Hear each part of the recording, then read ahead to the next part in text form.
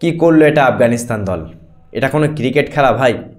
ভেবেছিলাম টাইগার বাহিনীদের বিড়াল বানিয়ে আজকেই বাংলাদেশে ঢাকায় পাঠিয়ে দেব, এশিয়া কাপ থেকে বিদায় করে দেব। কিন্তু ভাই কি ক্রিকেট খেললো ভাই? তোদের দয়া করতে বললো কি? না মানে 155 রান আফগানিস্তান দল তুলতে পারলো না বন্ধুরা। 8 রানে ম্যাচটা হেরে গেল, 146 রানে অল আউট হয়ে গেল। আজকে শুধু এই ম্যাচটা জিতলেই বাংলাদেশ দলের টিম তারা কিন্তু রাতারাতি বাংলাদেশ চলে যেত, মানে এশিয়া কাপ থেকে বিদায় নিত। সেই বাংলাদেশ দল আফগানিস্তানকে 155 রান করতে দেয়নি বন্ধুরা। বাংলাদেশ দল 8 রানে ম্যাচটা জিতেছে। যদিও বাংলাদেশ এখনও সুপার ফোরের জন্য কোয়ালিফাই করতে পারেনি, 3 ম্যাচের মধ্যে 2টো ম্যাচ জিতেও বাংলাদেশ টাইগার বাহিনী তারা কিন্তু এখনও সুপার ফোরে কোয়ালিফাই করতে পারেনি, তার কারণ নেট রান রেট।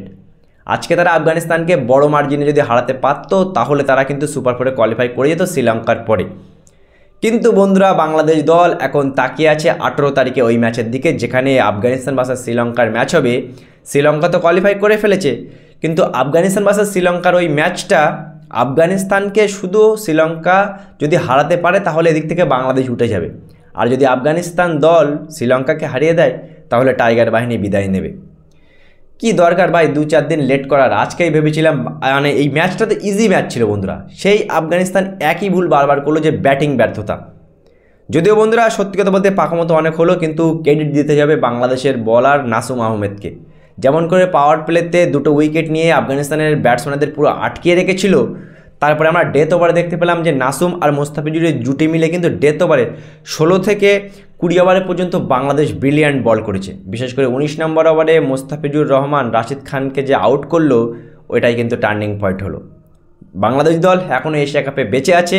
তারা যে বলেছিল ভারতকে হারিয়ে তারা এশিয়া কাপ তারা জিতবে, সেই আশাটা বাংলাদেশ দলের এখনও বেঁচে আছে। কিন্তু তাদের 18 তারিখে শ্রীলঙ্কার সাপোর্ট করতে হবে। যদি শ্রীলঙ্কা আফগানিস্তানকে হারাতে পারে তাহলেই টাইগার বাহিনী উঠবে, নাহলে বিদায় নেবে। ভেবেছিলাম আজকেই আফগানিস্তান দল টাইগার বাহিনীকে বিদায় দেবে, কিন্তু সত্যি কথা বলতে টাইগার বাহিনী একটু ভালোই ক্রিকেট খেলেছে, সেই জন্য তারা এখনও এশিয়া কাপে বেঁচে আছে বন্ধুরা।